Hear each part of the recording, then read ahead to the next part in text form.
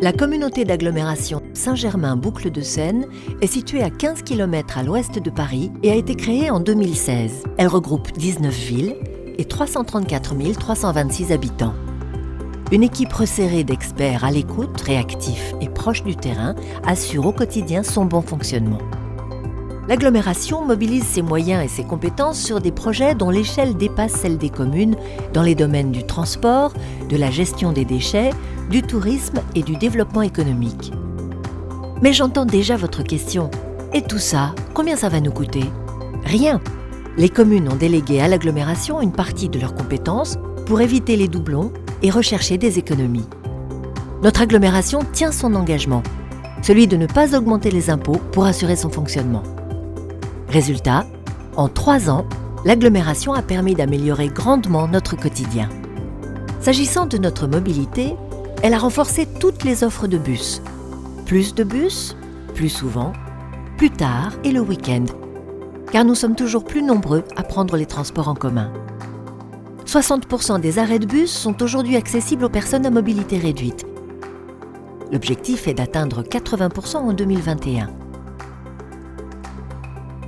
L'agglomération sait que nous aimons nous déplacer à vélo. Elle a triplé les places de stationnement vélo aux abords des gares. Son objectif est d'équiper l'ensemble de nos 16 gares d'ici à 2021. Elle s'engage également durablement en finançant la construction d'une passerelle pour rejoindre la Défense à vélo en 10 minutes sur le futur tracé Éole. En 2019, sera lancé le plan vélo qui prévoit la création de voies cyclables express et la poursuite des aménagements des berges et des franchissements de Seine. Et l'environnement, parlons-en. L'agglomération s'est donné pour mission de réduire de 10% l'impact des déchets sur notre territoire. Elle déploie sans surcoût de nouvelles collectes pour les déchets toxiques, les équipements électriques et électroniques, et elle encourage les pratiques alternatives comme le compostage. En 3 ans, près de 1700 foyers supplémentaires se sont équipés, 19 espaces de compostage partagés ont été créés et 18 composteurs pédagogiques installés dans les écoles. L'agglomération a mis à disposition des habitants de nouveaux outils d'information. Applis, calendriers, guides et plus de 10 000 écoliers ont été initiés au tri. Enfin, l'agglomération participe à la préservation de nos grandes forêts domaniales. Pour valoriser tous nos sites historiques, culturels et naturels, l'Office de tourisme intercommunal a été créé en 2017. Il comptabilise 17 000 visiteurs par an et contribue à faire découvrir les nombreuses richesses de notre territoire. Les touristes ne s'y trompent pas et viennent souvent de très loin pour les admirer. Par ailleurs, l'agglomération a la volonté forte de préserver nos plaines maraîchères et de soutenir les méthodes agricoles innovantes pour répondre aux aspirations toujours plus fortes des habitants à consommer sain et local.